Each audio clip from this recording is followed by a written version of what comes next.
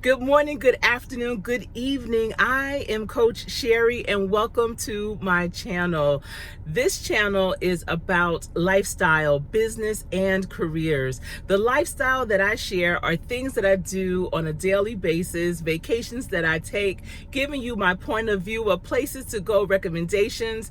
Also with business, I grew up in a brick and mortar business. I've had my own business for several decades now, and career. I am a workforce development professional and I help people change their lives, change the lives of their family. It's all about changing the game. And so I welcome you here. This episode, I just have a question. Is knowledge power? I want you to leave a comment down below. And what do you think? What are your thoughts? Is knowledge power? You always hear knowledge is power. There are even schools that are called KIP, knowledge is power. My husband and I actually belonged to a financial group called KIP years ago before we got into real estate. And with KIP, we learned a lot. We learned so much every month and I loved it. I loved being in a think tank with like-minded people, but that was just getting the knowledge, gaining the knowledge. They always say that cemeteries are filled with great ideas. Cemeteries are filled with beautiful songs, amazing books, inventions. They are filled with those because those people had the knowledge, but did they use it for power? So I'm asking you, is knowledge power? And what knowledge do you have and how is it powerful and empowering for you? So knowledge is really only power when you take action. When you have the knowledge, what next? So just like I mentioned, my husband and I belong to a financial group, a financial club, if you may, that met on a monthly basis. And we really deep dived into what real estate was, investing. We always played cash flow, which is a Robert Kiyosaki game. And if you haven't gotten that game yet or played it, I highly, highly recommend it. That game is amazing. It will have you thinking differently about the way that you spend your money, what you're spending your money on, the difference between a liability and an asset, really understanding those principles. And so we went to those meetings every month and I loved it. I was always excited to go, happy to see everyone. And then I remember after a couple of years, our anniversary was coming up and my husband said, what do you want for our anniversary? And I thought about it and I said, I just want to be about it. Let's buy our first rental property. And at the time I was actually pregnant with our third child. I wanted to take all the knowledge that we gained from KIP, the group that we were in, and put it into practice. Like, can we do what we're talking about? Can we be about it instead of talking about it?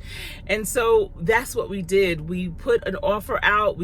First of all, we found a great broker, not just any kind of real estate broker or, he was an investment broker. That's what he did. His whole organization was all about investment properties, managing investment properties. We found him. We were so pleased with him. He used to always filter not rental properties, but he would always filter investment properties to us on a daily basis. And I'm still trying to figure it out because the internet wasn't even like that back then. This was back in 2002. But every day he would filter us information on different investment properties. We had a key to all the lock boxes, so we could just go on our own to those properties and look at them. Most of them were HUDs or foreclosed properties. So we would go to those properties, my husband and I, we would look at them. We would basically, lift up everything, try and see. And then we'd come back after a day or two and put in an offer and someone would have always beat us to the punch. And sometimes it was even the broker's firm that would. And we finally said, you know what? We are trusting his suggestions. When he sends us a property, we're not even going to take the time out to look at it, because when we do that, we lose it. We take too long.